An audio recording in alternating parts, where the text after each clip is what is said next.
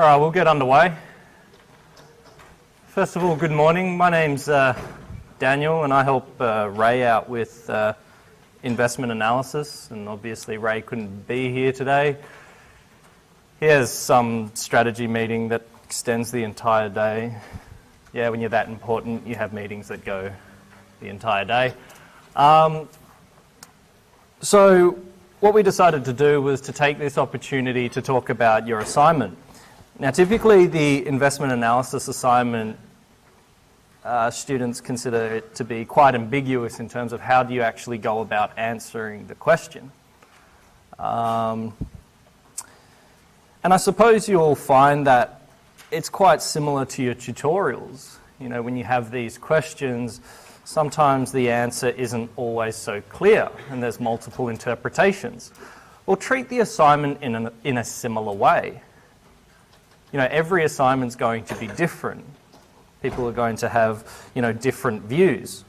But with that in mind, it is important to come up with some sort of structure. Morning, guys. Such that, you know, you can create some logical flow of your arguments. Morning. Let's keep on going. And also, this might sound a bit petty, but please have the marker in mind. You know, I was going to show this at the end of the lecture, but here's an assignment from 2017. I was just having a look at it this morning, and I thought it was pretty good. So back in 2017, what did the IA students have to do? Well, they had to make a decision as to whether or not they should rent or buy a house. So they were given essentially a 10-year window, and at the end of 10 years, they were asked, where would you have earned the most money, essentially. And so just having a look at this person's assignment, I'm not going to go reading through all the text or anything, but you can just have a look in terms of how it's formatted. Man, those doors do not stop. Straight away, we've got an introduction or an executive summary. It's probably a good idea for you guys to do something similar.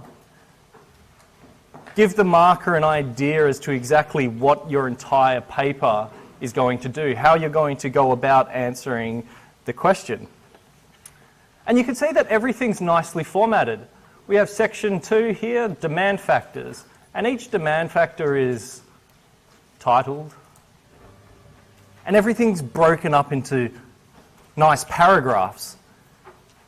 There is nothing worse than reading an assignment that isn't paragraphed. It's just the worst. So when I say have the marker's, you know, interest in mind, I say that because you're probably going to do much better. If you make the marker's life easier, it's going to make your assignment much more favourable. So there will be some examples posted online of prior assignments, in terms of how you would want to go about formatting it and structuring your arguments. But anyway, so as you would have guessed, how would you invest in lithium is the broad question. It's going to be broken down into two parts. And we'll get to that. But how would you go about investing in lithium? And it's not as a simple answer as, I would go invest in some lithium mining company, because there's this, you know, little exploration company that I think is, you know, going to be very favourable in the future. It's not as simple as that. I mean, hey, if you end up identifying some exploration company and you think that's where you would get the most value, then sure, that's fine. I'm not saying that you can't do that. But there are a lot of things, other areas that you can look at. So this is just a quick disclaimer. I'm not saying that you have to do or talk about everything that I'm talking about. You know, you guys are capable of making your own decisions. You're third-year students. So yeah, you guys have the responsibility. So how would I treat this assignment if I were in your shoes? Well, imagine your future manager has asked you the exact same question. You don't want to disappoint them, right?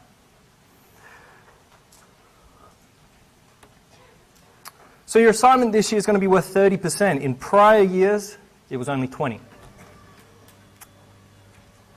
I don't know if that's a good or a bad thing from your guys' perspective. Maybe you prefer a 30% assignment.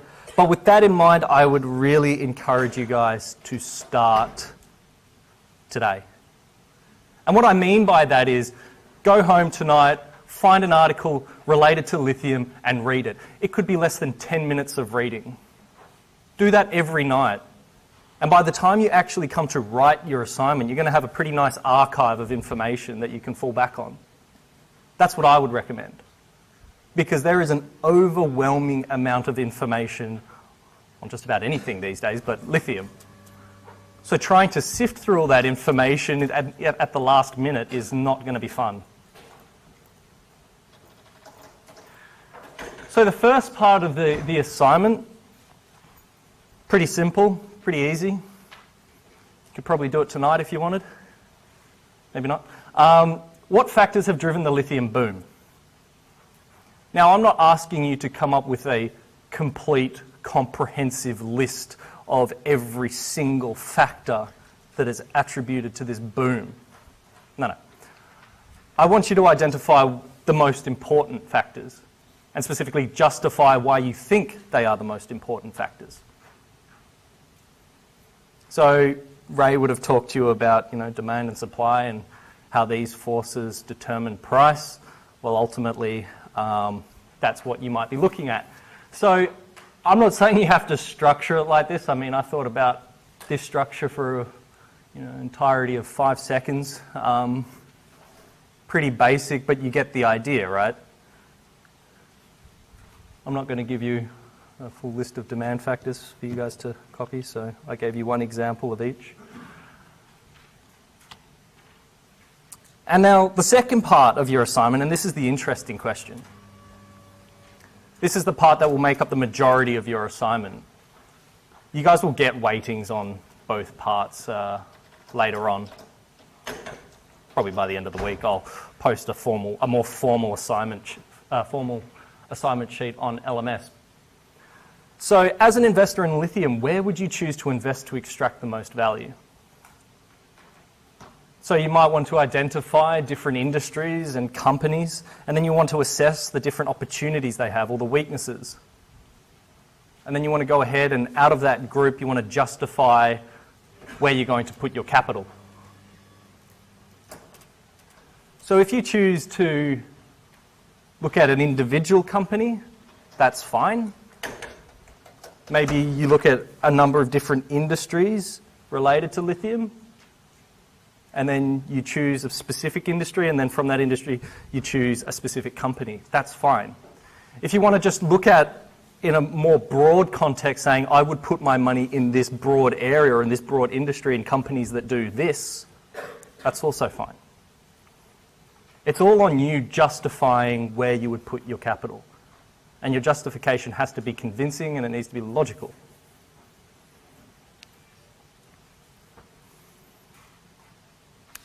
Presentation will count toward your assignment mark. I mean, I don't know why. If there's one thing I care most about, it's presentation. Nothing irritates me more than poor presentation. That's not to say that I'm perfect at, writing up a document, but what I want to see is that there's some effort being put in. So keep that in mind. It does count towards your mark. So there is no Googleable answer.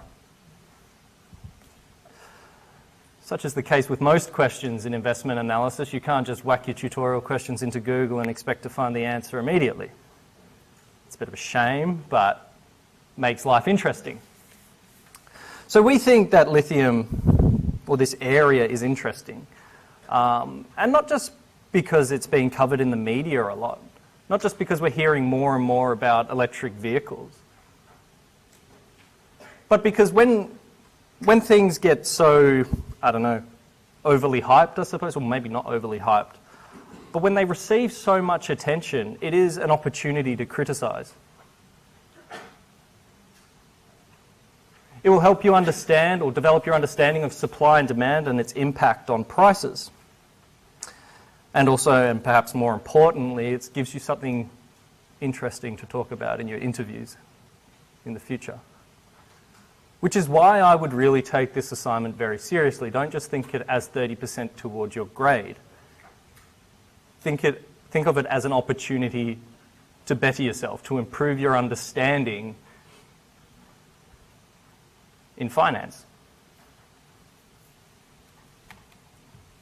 So why lithium? Well, going back post-GFC, just after the GFC, all these developed countries in the world started to fall into recession. And there was one country, namely Australia, that didn't fall into recession. So Australia's equity market rebounded, its property actually increased, the RBA was increasing the cash rate, whilst the rest of the world was freaking out because of this GFC. So what did Australia do right? Why was Australia so fortunate?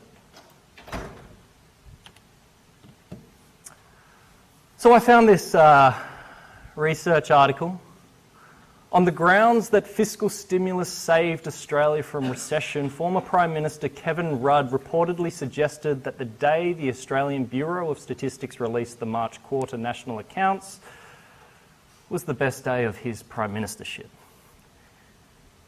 It's insinuating that the government believed that they were the sole reason that prevented Australia from falling into recession, which is, that's a nice thought, to think that your government is able to, make decisions that make the overall economy very, very, or quite prosperous relative to other countries in the world.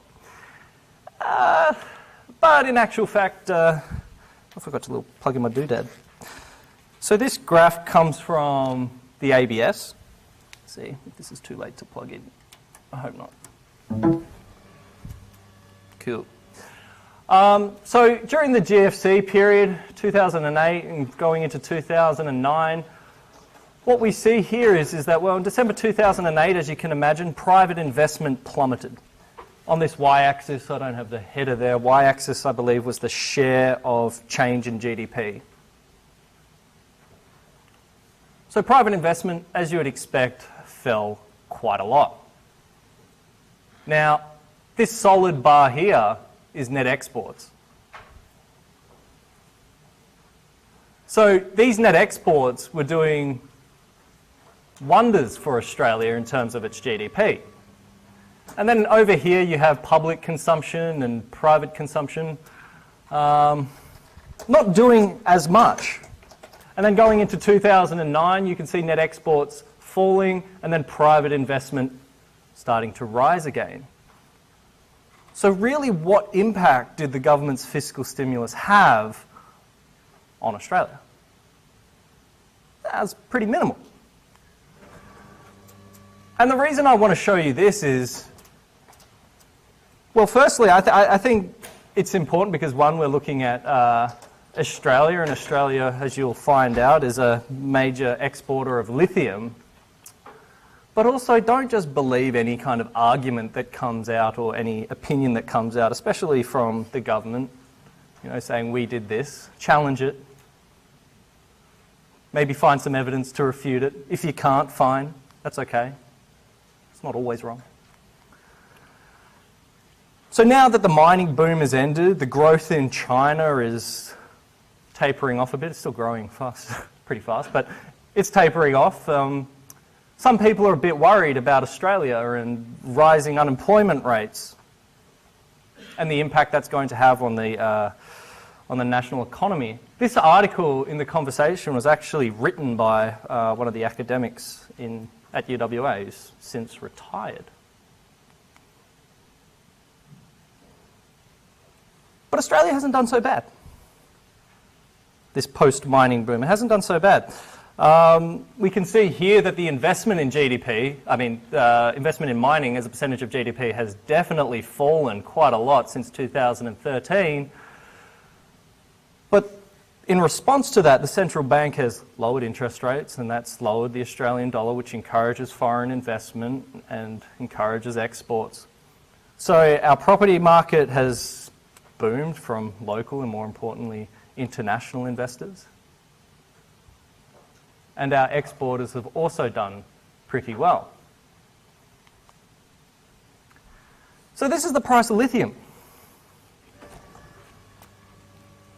So you can see why we're saying a lithium boom. In this pretty short period of time, from 2015 to 2019, the price of lithium has gone up a lot. We're not looking over decades here, we're looking over a period of around 4 years. So, what do we think has attributed to this boom in the price of lithium?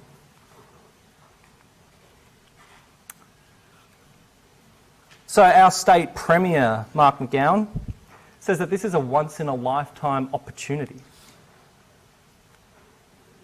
Maybe we're going to reignite the mining boom in Australia. Possibly. But the problem with Australia is that all we seem to be good at is just digging holes in our backyard and shipping off what we dig out to other countries. There seems to be a lot of value lost from Australia's perspective. And this is where we start to look at the value chain. Because there are other people that purchase lithium and turn lithium into something else. Batteries, for example. And they, of course, make a lot of money. So Australia, according to this report, earns just 0.53% of the ultimate value of its exported ore.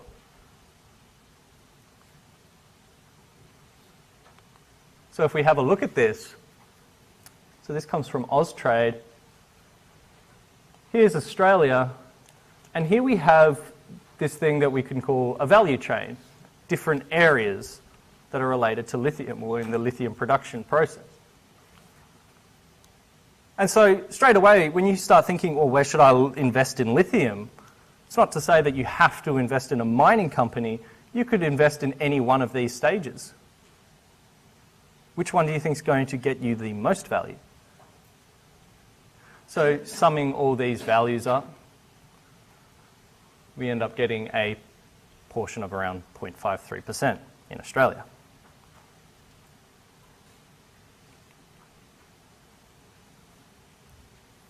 So China has really been a big player, of course, in the boom in lithium, and largely because they have this plan to introduce electric cars on their roads. So they essentially want to replace the combustion engine with just cars that are powered on batteries. So what we have here, so the National Development and Reform Commission also said it would ban the establishment of new independent enterprises that make only traditional combustion engines amid the country's wider push toward new energy vehicles. So there's a lot of people in China, there's a lot of vehicles in China. You can imagine if they're all starting to want to produce electric cars and phase out the combustion engine, you can imagine the demand for lithium. Why? Because these electric cars use lithium-ion batteries.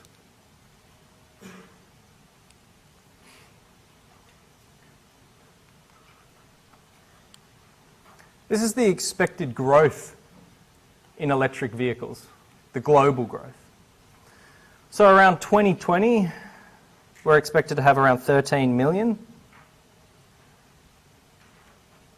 And then having a look up until 2030, that's just skyrocketing up until, around 130 million. In 20 years' time, or less than 20 years' time.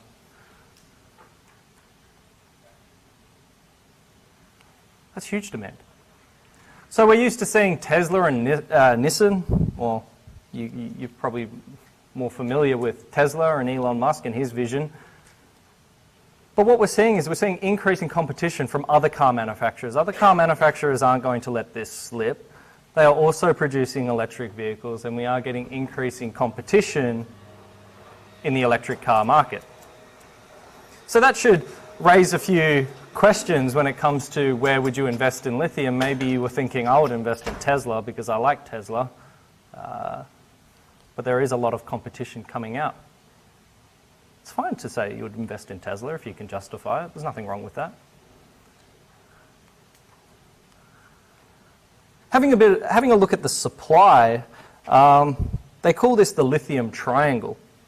So between 3 countries in South America, Chile, Bolivia, and Argentina, this lithium triangle holds 54% of the lithium reserves. Well, apparently. Of course, they can't know with certainty.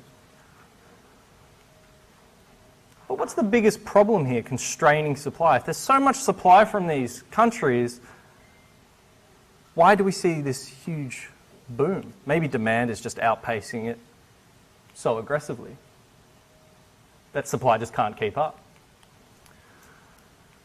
But this is an interesting figure, and it's something, it kind of highlights a factor that maybe a lot of you wouldn't consider. That's really the political environment that can impact supply. So lithium resources, we can see that here we have Argentina, Bolivia, Chile, China, US, Australia down here. And then having a look at the actual export figures.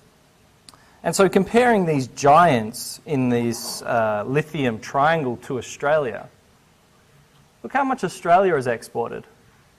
Chile has exported a decent amount, more than Australia, but Argentina and Bolivia, they've done nothing. And so having a look at these indices, ease of doing business and corruption perception index, you can start to see why. Their political environments are different. It's easier to trade or do business in Australia than it is to do in Argentina and Bolivia. There's less corruption in Australia and Chile than there are in these other 2 South American countries. So we get enormous supply from 2 of these countries. So it makes you wonder, what happens if these 2 countries decided to produce as much as Australia and Chile? Can their governments work together to up the output? What would happen to supply if things changed?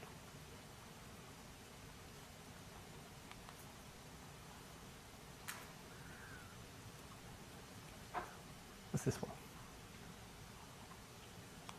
So this article is just essentially highlighting Australia's advantage, just from the previous slide there.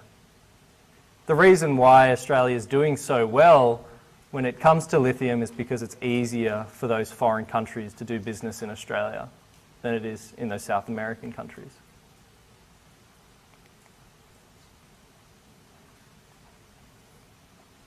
But this environment, this article here from the Australian Financial Review, lithium consumers, it's the consumers, to fund Pilbara's $231 million expansion. This kind of highlights the riskiness of lithium miners. The small opaque nature of the lithium market combined with the lack of experience in lending to the sector has prevented mainstream banks from playing a bigger role in the sector's extraordinary expansion over the past 2 years. So it's actually the consumers, those battery manufacturers, for example, that are investing in these kind of companies. These companies aren't able to get funding, apparently, from banks because it's quite risky. It's quite a young market.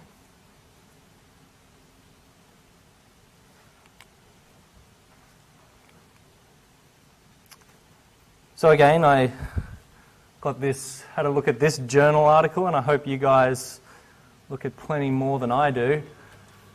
The lithium ion can be the battery of first choice for energy storage.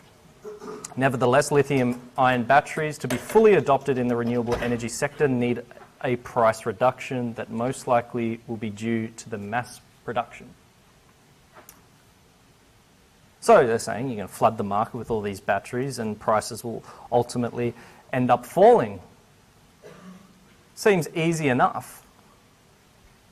But then I came across another article from Nature. It's quite a prominent institution. 10 years left to redesign the lithium-ion battery. That's pretty scary, right? Kind of telling us that we've done something wrong. Or maybe we're not thinking as clearly as we should be. Reserves of cobalt and nickel used in electric vehicle cells will not meet future demand. So in a lithium-ion battery, it's not just lithium that goes into it. There's also nickel and cobalt. And what these guys are saying, to be published in here, you know, they must be pretty smart. What these guys are saying is that we need to redesign the lithium-ion battery because nickel and cobalt, there just isn't the supply to meet the demand.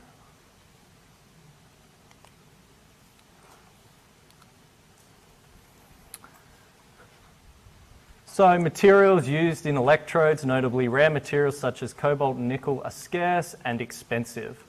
So cobalt has gone up 4 times in price. And so this high demand for these resources is kind of encouraging dodgy behaviour from companies, encouraging people to cut corners. So high demand and prices are already encouraging some producers to cut corners and violate environmental and safety regulations. Some companies, including BMW, follow strict policies to verify their cobalt suppliers. Many do not.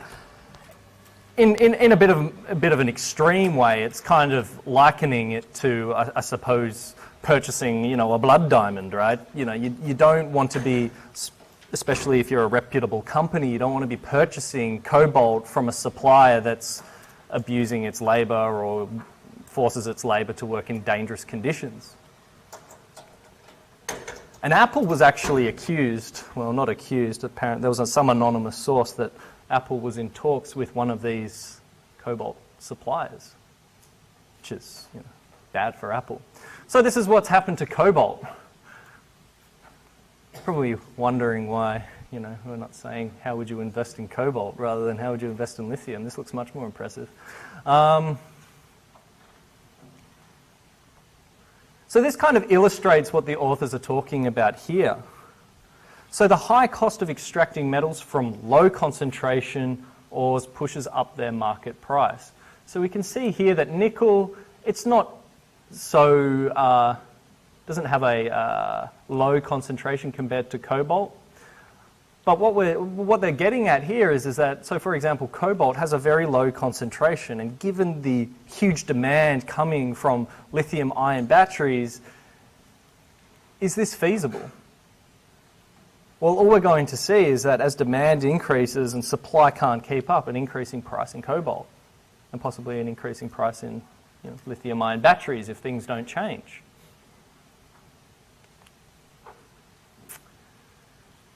So they're saying if nothing changes, demand will outstrip the production within 20 years. They expect this to occur by 2030 for cobalt and 2037 or sooner for nickel. This is an interesting point that they make here. Car manufacturers and governments expect there will be 10 to 20 million electric cars produced by 2025. If each car requires 10 kilograms of cobalt by 2025, electric vehicles would need 100,000 to 200,000 tons of cobalt per year, which is most of the world's current production. So on one side, we've got some people saying, oh yeah, we'll just mass produce lithium-ion batteries to reduce their price. And then we have some people on the other side saying, no, that's not going to work. I mean, I don't know what the answer is. I don't know what's going to happen exactly in the future, but I hope that you guys can Well, if you incorporate something like this into your assignment, you guys can critically analyse this kind of area and justify what you expect to happen. So it's all to do with supply here.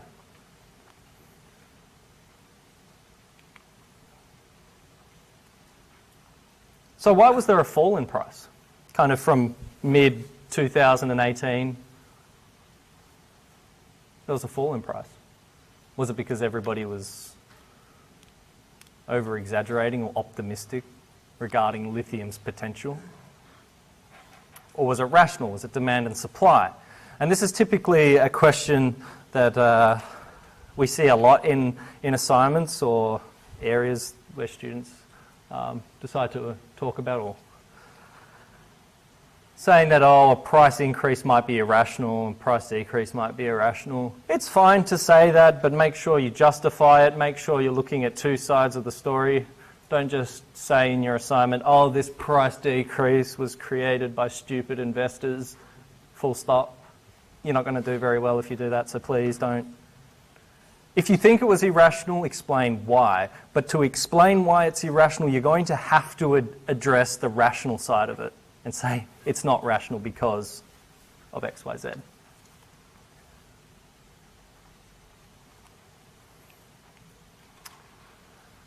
So we can have a look at the drop in price. Gosh, sounds like a hurricane. We can have a look at a drop in price. Well, number of employees in the lithium sector, 400 in 2014, 2,500 in 2017. In a very short period, that sector is certainly growing by quite a lot. And you can see from Australia, its proportion of the world's exports, global export of lithium, certainly this upward trend. So there seems to be a lot of supply coming out. And certainly to Mark McGowan's point, this is a once-in-a-lifetime opportunity. Maybe it's easy to see why there's so much supply. I'm not saying Mark McGowan's right, I'm just saying he's excited.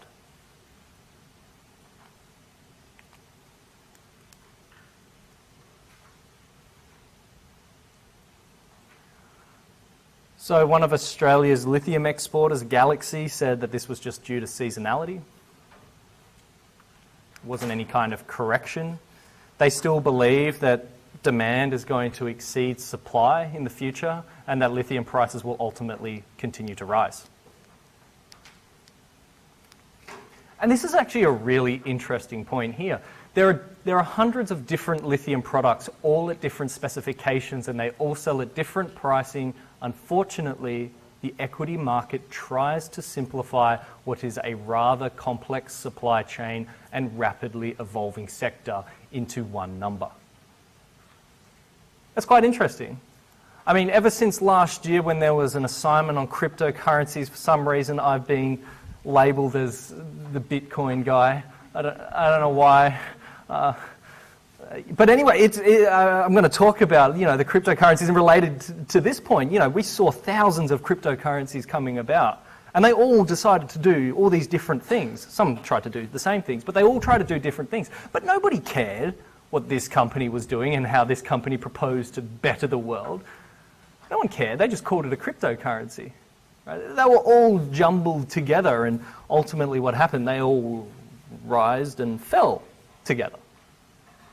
So is this something similar here? When an area gets so complicated, it's just difficult to identify the specific areas and price them individually. Maybe that's where you could find value.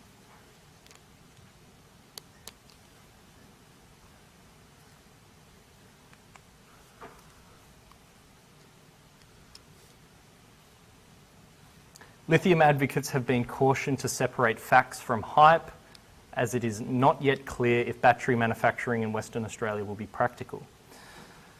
So going back to that supply chain, going back to what Mark McGowan's saying, Australia essentially wants to try and capture more of the value coming from its exports. So developing, battery manufacturing, for example. But we don't know if it's feasible. We seem to have all the materials available to us, but we don't know if it's worthwhile.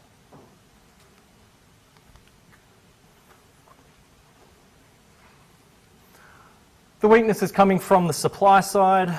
So there is a threat, according to one analyst, a threat that there could be increasing supply from South America. We talked about the lithium triangle there. And what happens if the supply from South America increases? And then we've already seen an increase in the supply from Australia. Goldman Sachs says that this sell-off is overdone,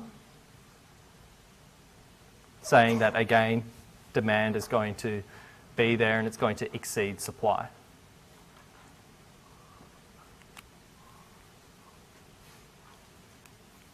So where would you get the most value? Now this is kind of course, relating to the second point of your assignment. Where are you going to get the most value? Come on. Why isn't my doodad working? Did I just turn it off? Oh. So where would you choose to invest? I don't mean literally invest in a box. I mean like box manufacturing. Cosmetics. Tesla? Where would you choose to invest? You've got a limited amount of capital and you want to make the most out of it. What would you choose to invest in? A lot of people would think, oh yeah, cars are cool, technology's cool. I'll invest in that, maybe, I don't know.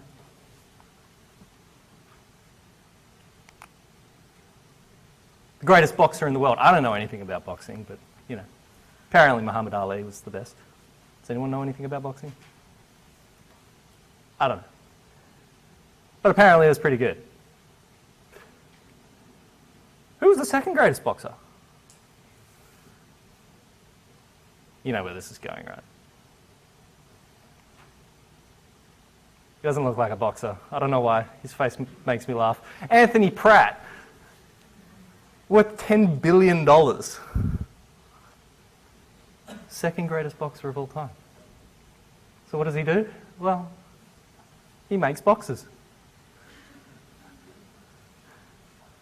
More importantly, he's recycling and producing boxes. So not only is he saving trees, saving the earth, doing something good, in terms of corporate social responsibility, he's got no problem. People probably love him there. He's doing a fantastic job. He's recycling. And he's turning it into cardboard boxes. And he's made billions from it. So again, where would you choose to invest?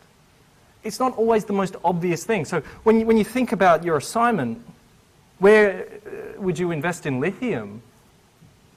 It's not necessarily just the most obvious thing. Tesla, it's going to make me money. Well, it could.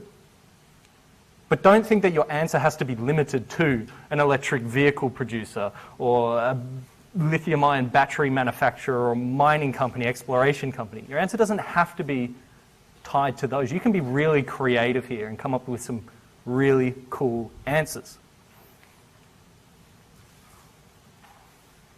We were in recycling before recycling was cool.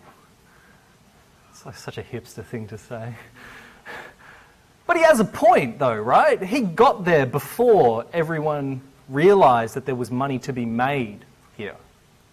That's why he's a billionaire, right? That's why he's the richest person in Australia. I want to show you this video clip. Anyone a fan of Grand Tour or Top Gear? Of course, when a city gets this big, this fast, there are many ways to make money. There's steel, and glass, and concrete. But one man thought, hold on, every one of the rooms in every one of those buildings is going to need a door. Genius. No-brainer on the Dragon's Den, that's for sure. It was such a good idea, he now has a drive-through door factory.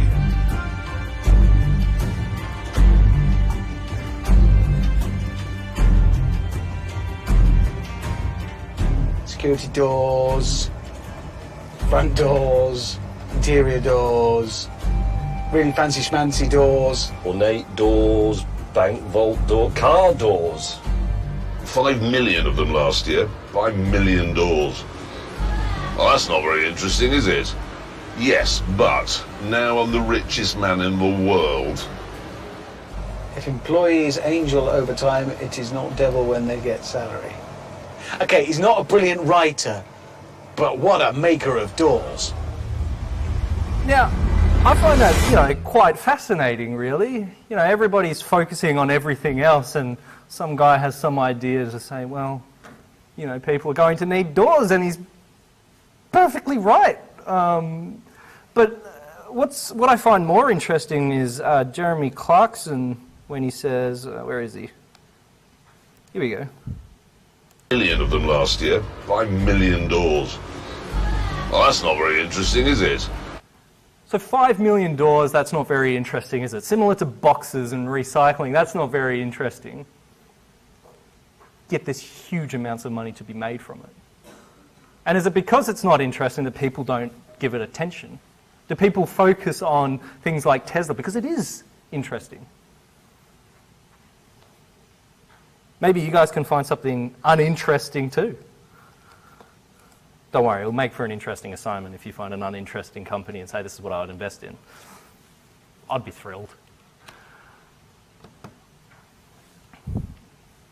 You may have come across pick and shovel strategy. So during the gold rush in California in the 1840s, I think they had can't remember, someone, Marshall, found, there was gold up here and everybody heard about it and everybody started to flock to this area. Thousands of prospectors all across the world started to flock to California to try and find their riches. But it wasn't these prospectors that made the most money. The people that made the most money were the people selling the picks and the shovels. Hence the name pick and shovel strategy. This Marshall guy who discovered the gold in California, I think, died a very, very poor man, unfortunately. Although he ignited one of the great gold rushes that made California the state it is today. So these mining supplies, this should be, I think on your slides it says make. I don't think I corrected it on my slides. So these people selling the picks and shovels make money regardless of the success of the people actually mining. They don't care if you find gold or not. They're just going to supply you with the equipment that you need, and they're ultimately going to make money from it. So it's a little bit less risky, right?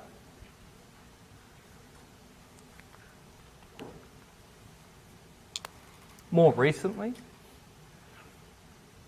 cannabis has received a lot of attention. Cannabis is being legalized in many states in America. It's quite interesting, really.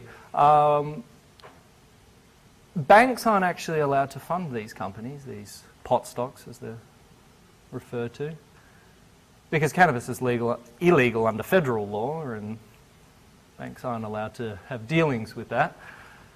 So, for example, cannabis. So, if you were asked to invest in cannabis, what would you invest in? Would you just invest in these companies that are producing cannabis to sell to the market? Well, that's what everybody's focusing on, and there's talk of, a bubble in this area. But what else could you invest in? So this is some index, cannabis index I found. So you can see that there's a pretty large increase here in this index. And in 2018, there's a very sharp decline. Kind of similar to what happened to Bitcoin, right? No, I won't go into that. Now here's Kushco Holdings. And what they do, it markets and sells packaging products and solutions to customers operating in regulated medical and recreational cannabis industries. So the reason why investing in this company is a pick and shovel play is because its success depends on the adoption of cannabis, not an individual company. So you're concerned about the industry itself, not individual companies. So you can see how you're starting to kind of, you're not exposed to as much risk here.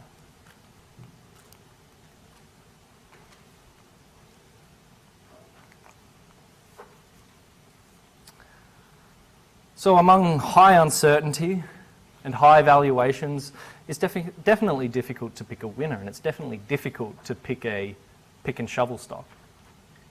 Not easy to identify. So if you wanted to be exposed to this industry, where would you invest? You could invest in the underlying technology needed to produce cannabis rather than its final product. Fertilizer companies, real estate, packaging, all these things are needed, right, by these companies.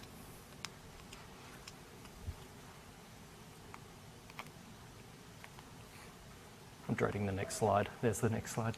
Damn it. But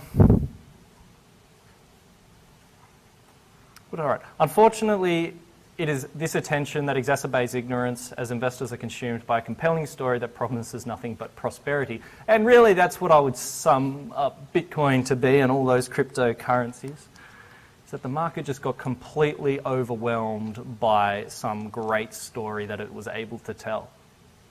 You know, amidst banks failing, intermediation failing, a lack of trust. I mean, you know, we just had the Royal Commission. You know, it seems that if we can kick out intermediaries, that would be all problems solved. So you can start to see why things like Bitcoin that don't need intermediaries were really attention-grabbing. So how could have you invested in cryptocurrencies without actually buying cryptocurrencies? So this was the price of Bitcoin, you can see. Not a bubble at all. Just a nice, smooth, no, not at all. It's probably the worst thing that you've ever seen, right? My brothers mined Bitcoin. Where did my brothers mine Bitcoin? They mined Bitcoin down here somewhere. And they sold it for $40 each.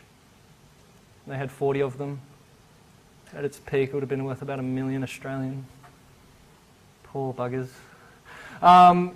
So, NVIDIA, why do I talk about Bitcoin and NVIDIA? Well, I mean, if you know anything about Bitcoin, or read anything about Bitcoin, you probably heard about Bitcoin miners. Essentially, they need computer hardware to run some calculations. You can just think of it as mining. So they need, the more graphics cards, the more computing power they have, the more mining they can do, right? And so who sells this hardware, right?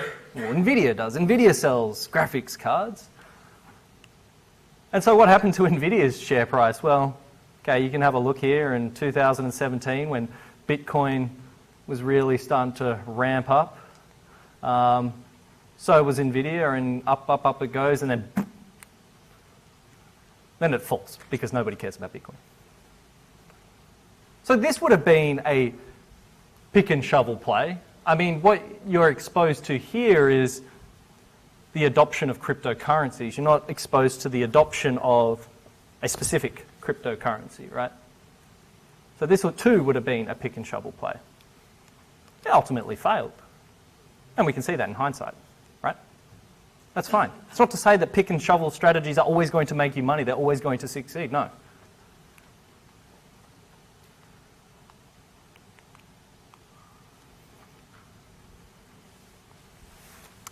Do you guys want to have a break? Yeah? How many slides do we have to go? I don't know how, kind of like third, 20-ish. Yeah, I mean, we might finish a bit earlier and then finish the quiz and then, yeah. But yeah, if you guys want to have a break, it's 10 minutes good? 10 minutes? Yeah, all right, cool.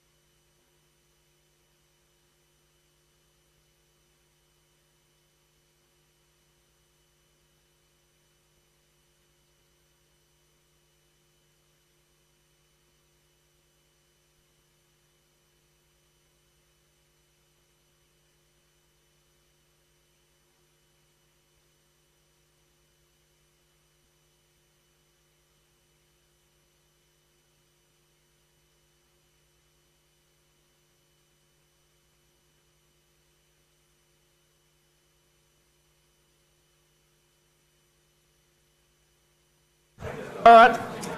Thanks, guys. We'll get back to it.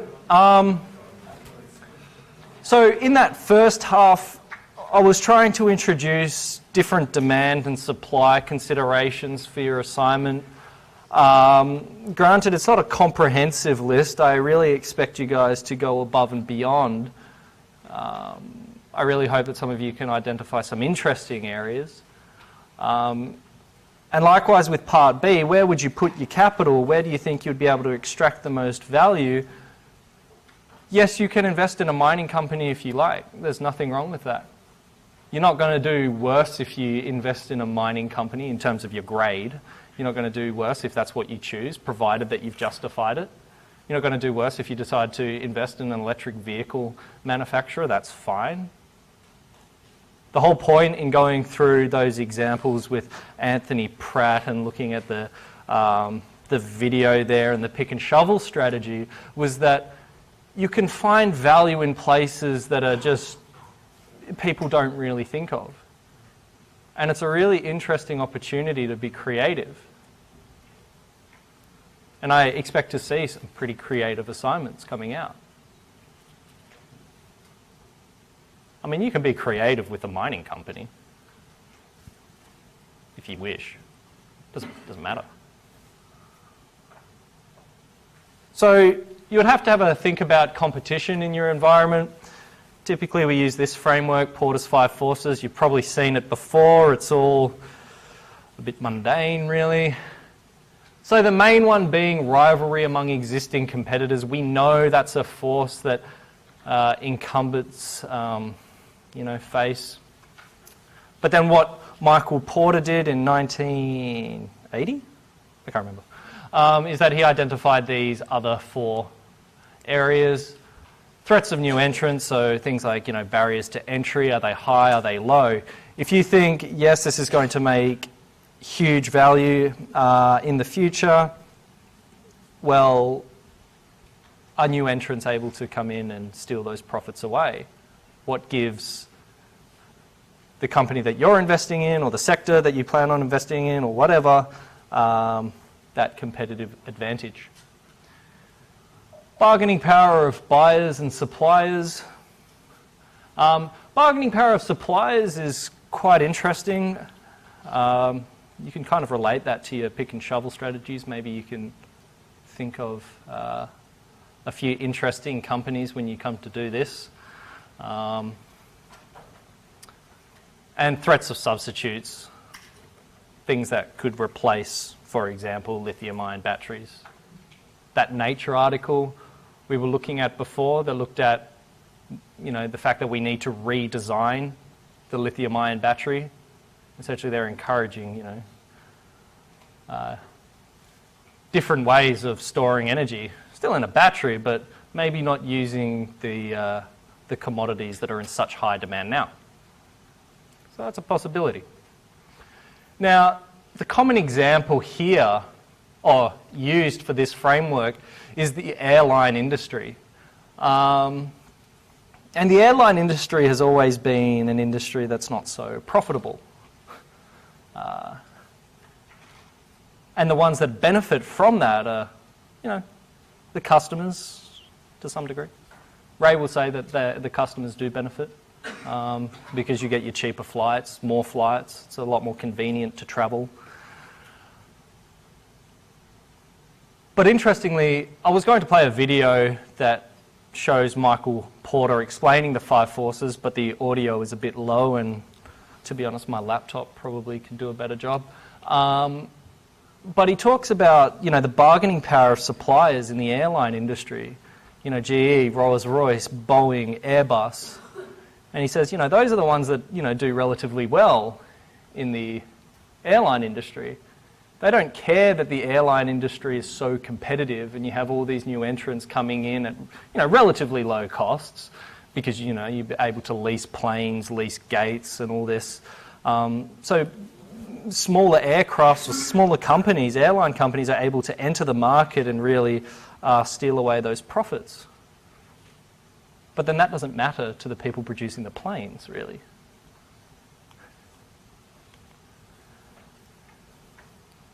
The reason air travel is terrible and so few airlines are profitable.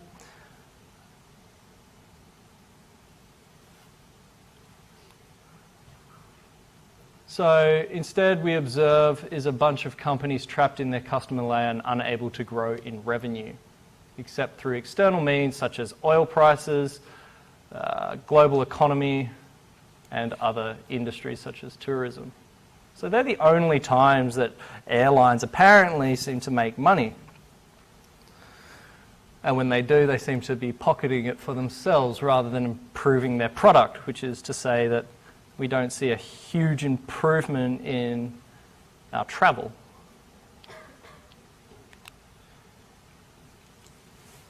So what happens when we have new entrants?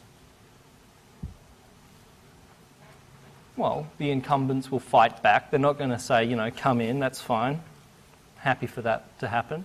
And I think Ray's going to talk about this this kind of issue in the last week when he talks about financial disruption and how technology is really impacting, traditional financial services. So OPEC fights back.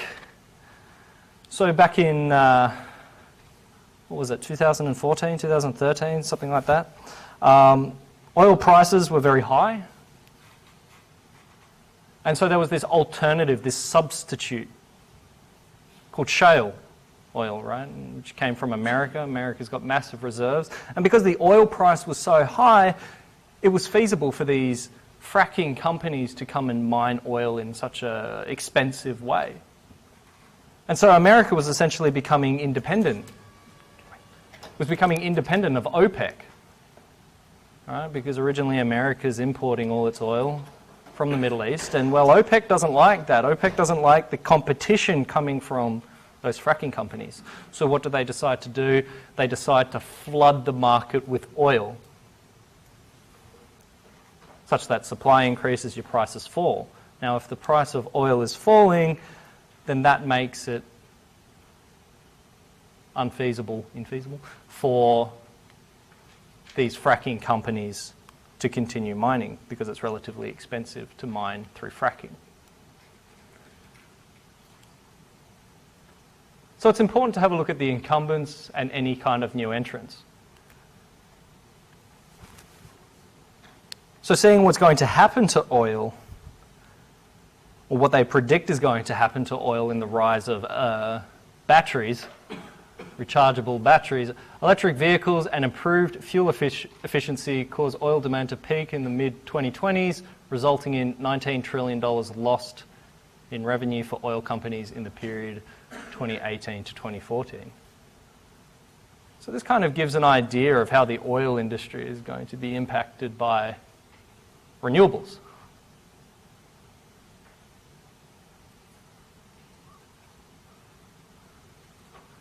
And so what do I know about lithium, personally? Not much. I really don't. I don't know a lot about lithium. At the end of your guys' assignment, you're going to know a hell of a lot more about lithium than I will. But maybe I won't personally be marking your assignments. But what your assignments are going to be based on is your reasoning, your justification. How logical is it? How well do you tie it back to things like, demand and supply? Your presentation is also important. I care about that. So yeah, this is a research assignment. So yeah, I did a bit of research because I thought that it was a good idea to know a little bit about lithium.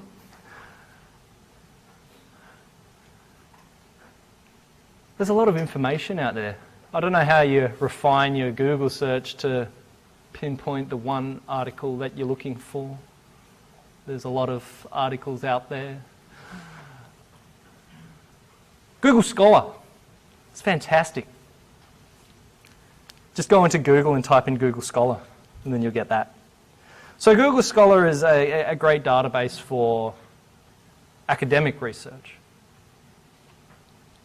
People who have grabbed a bunch of data and run tests and said, hey, this is what our data shows us. So they've done all this data analytics. And I did one search in Google Scholar. well, I mean, I did multiple, but the first one, rather, that I did, I came across this paper, Lithium Market Research, Global Supply, Future Demand, and Price Development. It's kind of like your assignment. So when it comes to, I just want to show you this now, when it comes to citing, right, citing's important, I'm going to talk a little bit about that. It's a pain in the ass, but for Google Scholar, if that's where you're getting your article, it's made a breeze. So when it comes to citing in your reference list, click on this little quotation. This box is going to come up. Choose your style. So just Harvard and just copy paste that into your Word document. Done. Don't do it from scratch. That's a pain. But that's only really on Google Scholar. If you're citing things like news articles and stuff like that, then yeah, you're going to have to, unless you find some sort of converter or something. I've seen them online. You search for a newspaper article and then they go, here's the reference. So this paper, in its abstract, if you're going to use Google Scholar, and I really would encourage you to use Google Scholar just to see what you can find, don't worry about reading the entire paper. Some of them will be pretty technical, particularly when you're looking into lithium. Unless you've got some background in like chemical engineering or something like that, you're probably not going to have any idea as to what's going on. So what I would really recommend you do is you just read the abstract first. That gives you an idea of what the paper's about.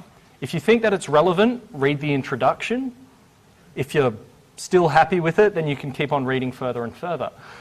But the introduction and the abstract and conclusion of these papers, if they're well written, should essentially encapsulate the entire paper, and you should be able to come up with a pretty good idea of what that paper is about. So don't think that you have to go ahead and read an entire 30-page document to get the most out of information. If it's a really important one and you want to know it specifically, sure, go ahead. But if you're just looking for more general knowledge of the area, abstract, introduction, conclusion are fine. So, what does this paper say? I'm going to read it from this, otherwise I'm going to break my neck.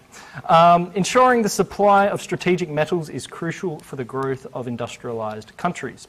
One of these strategic metals is lithium, which is used in a variety of high-tech product and everyday objects. In this study, the lithium market is analysed, including areas of application, drivers of demand, as well as lithium price development.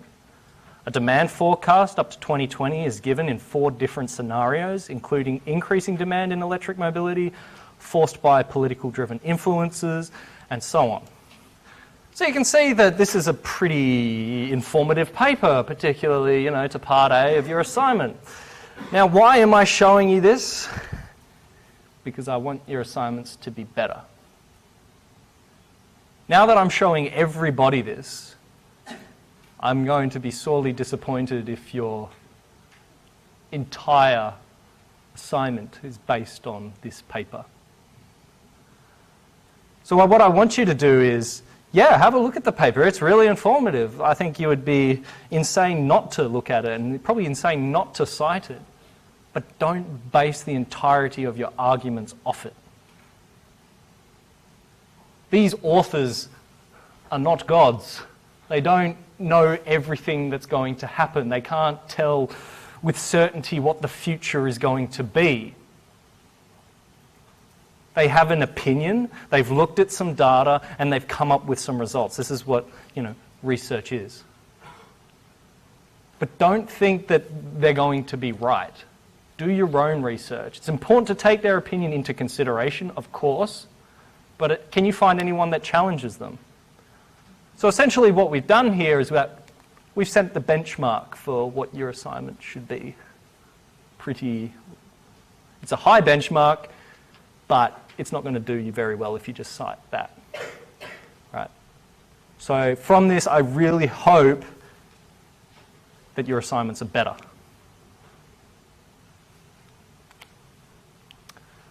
Other things that you can cite, popular media, Australian Financial Review, The Economist, Bloomberg, whatever, the usual stuff. Try and keep it to a more credible source. That's not to say that you can't look at other sources. I mean, there's a ton of information out there.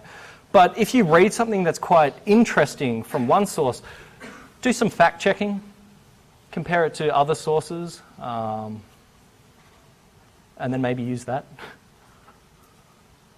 I was actually looking for a graph for this presentation, and I couldn't find it. And then, has anyone heard of Quora, the kind of blog website, the Q&A kind of website? People ask questions and people respond to it. Yeah, I was looking for a graph, and someone had it in there, and then I was just like, man, I'm going to write the source down as Quora. So, nah. So I decided not to include it. Yeah, I was going to do that. So referencing is very, very important. Please don't try to pass off something as your own idea. Not only is it plagiarism, but it doesn't really make your argument convincing, right? Is that when you say something, essentially, am I supposed to take your word for it? Back it up with some evidence, please. It's going to make your assignment look so much better if you're referencing. Don't just think, oh, I want this idea to be mine. It looks silly. It really does. What should you be citing? Journal articles, books, papers, popular media, that kind of stuff. Forum posts, I probably wouldn't be citing forum posts, although I do have a funny example, and there are cases where, forum posts can serve as really strong motivation for something. Now, this was during the dot-com bubble when everybody was really excited about the internet. The internet was this amazing new thing. And so whenever a company IPO'd that was related to the internet, its stock price, skyrocketed. But the problem was, in this environment, investors were getting confused. They were so excited, they didn't look at these things closely enough. So when AppNet Systems filed for an IPO using the ticker APPN, investors began purchasing shares in Appian Technology, an inactive circuit manufacturer trading over the counter. And it had the same ticker, APPN. So there were just two stocks, two different companies trading on two different exchanges, but they had the same ticker.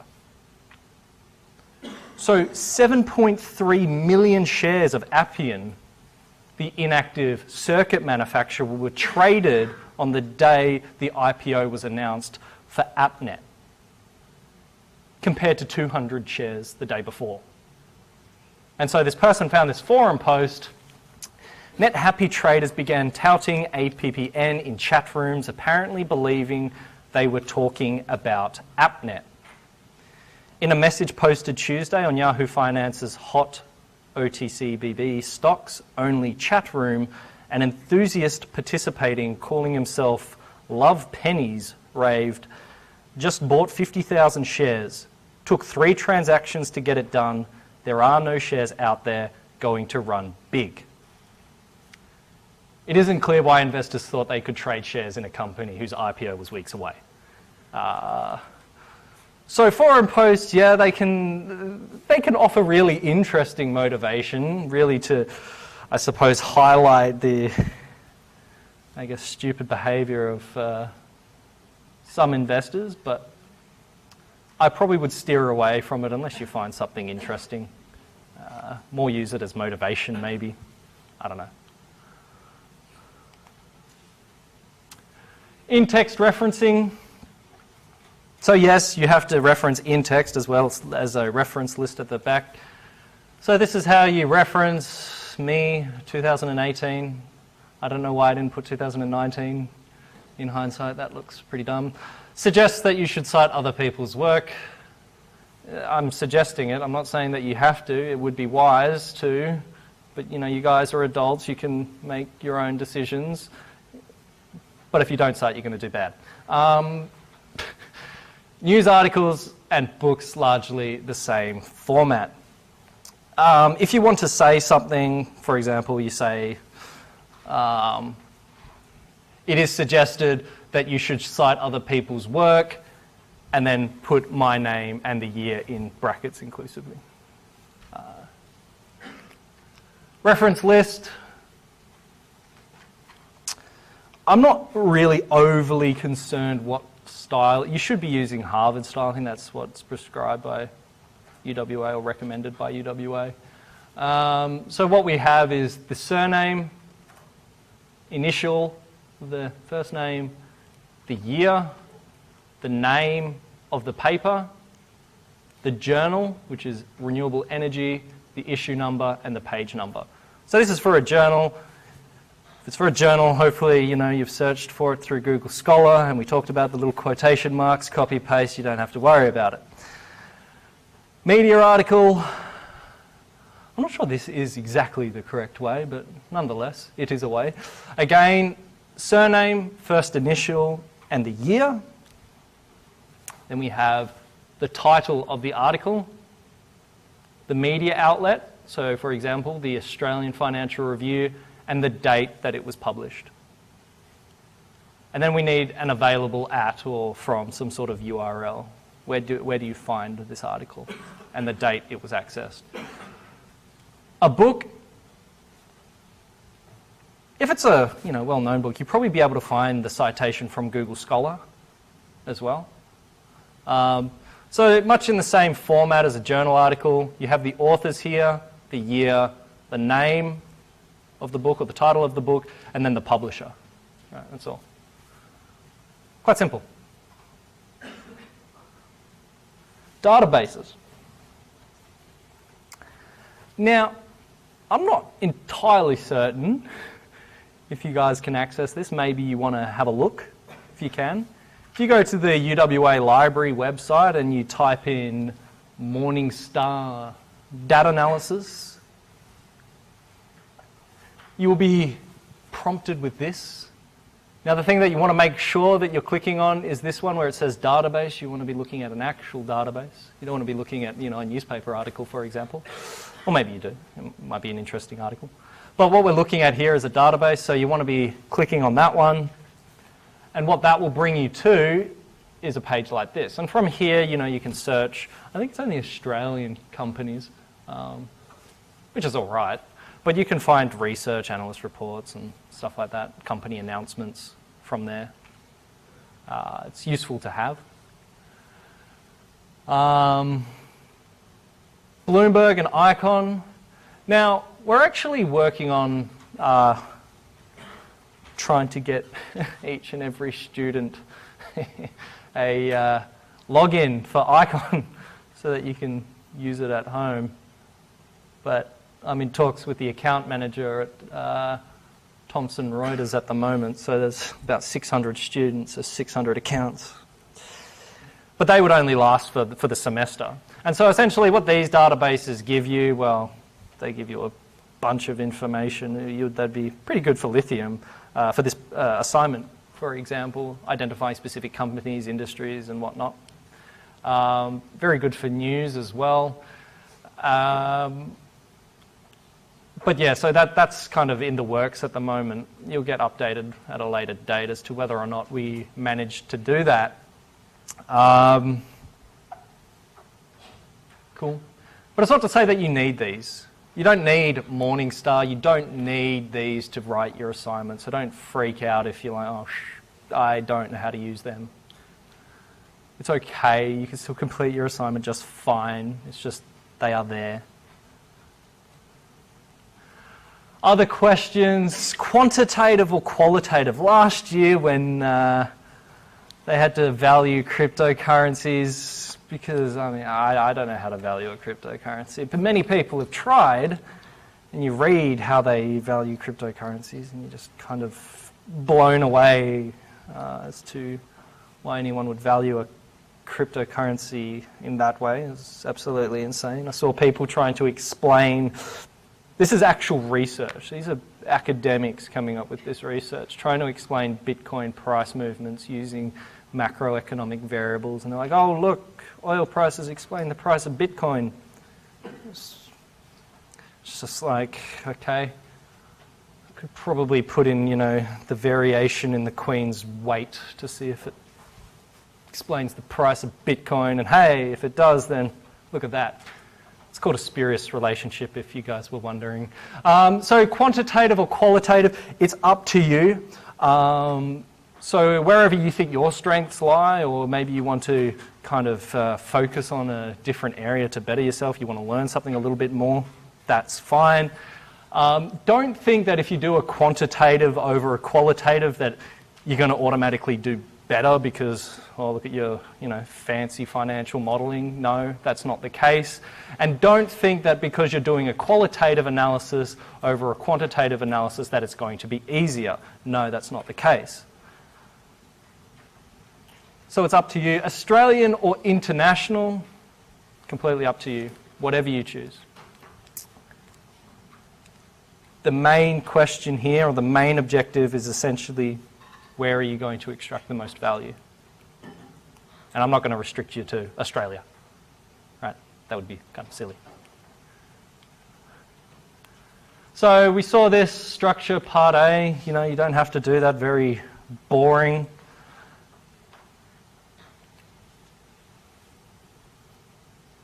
Where do you expect to extract the most value? Identify a set of possibilities, analyse the industry and available opportunities, weaknesses. So as I was describing to one student just before, imagine you have this core, right? And this core is essentially everything that's directly related to lithium. Lithium miners, exploration companies, refiners, battery manufacturers, electric car producers. That's one place to invest in, right? You could invest in any one of those companies within a core. And then you have this surrounding environment of all these different areas, different companies that are related to that core in some way, indirectly related to lithium. That's also a possibility, and that's those pick and shovel strategies that we were talking about.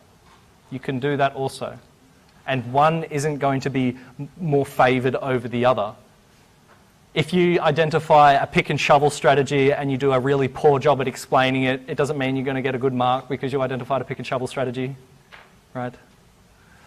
And justifying your choice. So looking at things like competition, forecasting, what's going to happen in the future, and you would want to break down this section much in the same way that you broke down your sections in Part A. So if you're going to do a quantitative analysis, you'll probably be looking at things like discounted cash flows or comps analysis, something like that. You can look at individual companies if you wish. You can look at more of a broader industry. That's fine as well.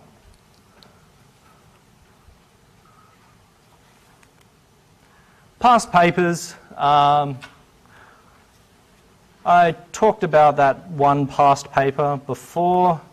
So in investment analysis 2017, there was a decision to rent or buy. Which one's going to make you the most value? And in 2018, it was value in cryptocurrency. So overall, my advice would really just be start now. Start small, right? I'm not saying complete your research by the end of the weekend. I'm saying start reading up about lithium. If you don't know anything about lithium, it's probably important that you do it now. Because this is something that you can't finish. Well, I mean, you could finish overnight, but you're not going to do a very good job.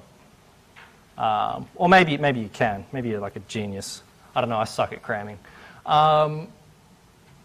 Things like formatting. Please take the time to format. I would honestly spend like a day formatting, making sure that everything's grammatically correct.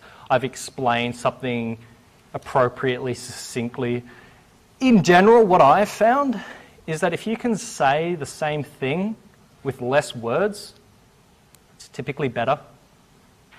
There is a very strict page limit that you guys will see.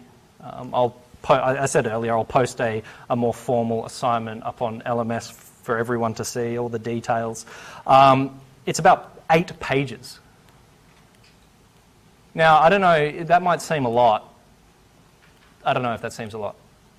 It's not a lot to me, but I think what you guys will find that you're going to start really pushing up on those 8 pages pretty quickly. So being able to essentially choose what pieces of information to include and exclude is going to be a really tough decision. What is the most relevant piece of information? How do you communicate your point in a succinct way? How do you do that? That's tricky. It's actually really tricky. All right, so I think is there any questions? I mean, you guys can come at the end. Are there any questions about the assignment in general that I can potentially answer? No one? If you want to come and see me after the lecture, that's also fine. I've got no problem with that. If you guys want to have a look at there are quiz questions, by the way, guys. Does anyone not have a laptop or needs the piece of paper? Because I have to run and go get it. No? You guys are awfully quiet, making me worried.